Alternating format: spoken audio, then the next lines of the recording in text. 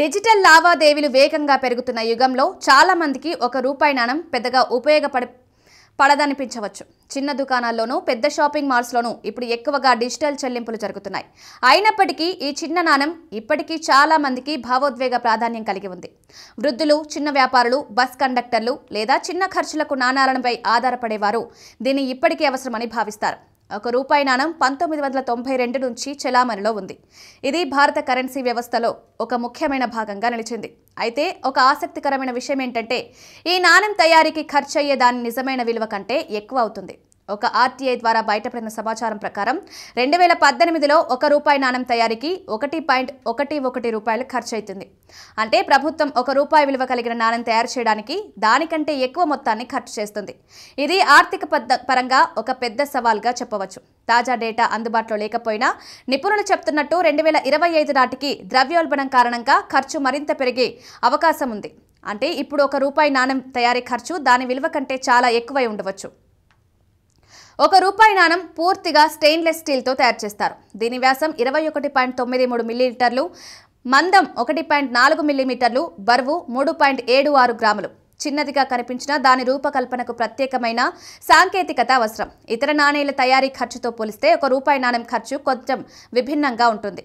ఉదాహరణకు ఒక 2 రూపాయల నాణెం తయారీకి 1.28 రూపాయలు, 5 రూపాయల నాణెం తయారీకి 3.69 రూపాయలు, 10 రూపాయల నాణెం తయారీకి 5.54 రూపాయలు ఖర్చు అవుతుంది. అంటే అన్ని నాణాలు తమ అసలు విలువ కంటే తక్కువ ఖర్చుతో తయారవుతున్న ఒక రూపాయి నాణెం మాత్రం ఖరీదైనగా మారుతోంది. భారతదేశంలో నాణాలు ప్రత్యేకంగా ముంబై, హైదరాబాద్ మింట్లలో తయారు చేయబడతాయి. ఇక్కడ అధునాతన యంత్రాలను ఉపయోగించి నాణాలు ముద్రించబడతాయి. ఒకసారి నాణాలు తయారైన తర్వాత అవి రిజర్వ్ బ్యాంక్ ఆఫ్ ఇండియా ద్వారా దేశవ్యాప్తంగా పంపిణీ చేయబడతాయి. ఆర్టీఐ వివరాల ప్రకారం ప్రతి సంవత్సరం నాణాల ఉత్పత్తి తగ్గుతూ వస్తోంది. 2017లో రూపాయి నాణాలు 90.3 కోట్లకు పైగా ఉత్పత్తి చేయబడ్డాయి. కానీ 2018లో ఈ సంఖ్య 63 కోట్లకు తగ్గిపోయింది. దీనికి ఒక ప్రధాన కారణం డిజిటల్ చెల్లింపుల విస్తరణ. యూపీఐ, ఫోన్పే, జీపే వంటి యాప్ల ద్వారా చిన్న చెల్లింపులు సులభంగా చేయగలగడం వల్ల చాలా మంది నాణాలను వాడడం మానేశారు. చిన్న మార్పు కోసం కాయిన్స్ అవసరం లేకుండా క్యూఆర్ కోడ్ స్కాన్ చేసి డబ్బులు చెల్లించడం ఎక్కువగా జరుగుతోంది. భారత ప్రభుత్వం నాణాలను ఉత్పత్తి చేస్తుంది. అయితే 2 రూపాయల నుండి 500 వరకు నోట్లను ముద్రించే బాధ్యత రిజర్వ్ బ్యాంక్ ఆఫ్ ఇండియాకి ఉంది.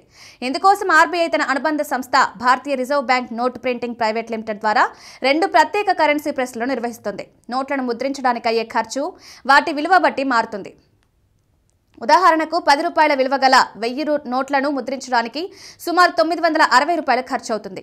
20 రూపాయల నోట్లను ముద్రించడానికి 1000కి 1770 రూపాయలు ఖర్చు అవుతుంది. 200 నోట్లను ముద్రించడానికి 1000కి 2370 రూపాయలు ఖర్చు అవుతుంది.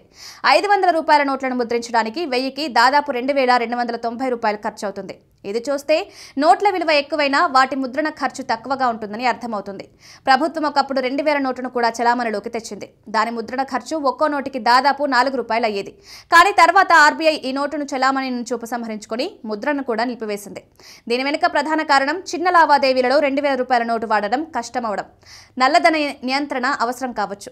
రూపాయి నాణెం చిన్నదిగా కనిపించినా దాని వెనుక ఉన్న ఖర్చు పెద్దది.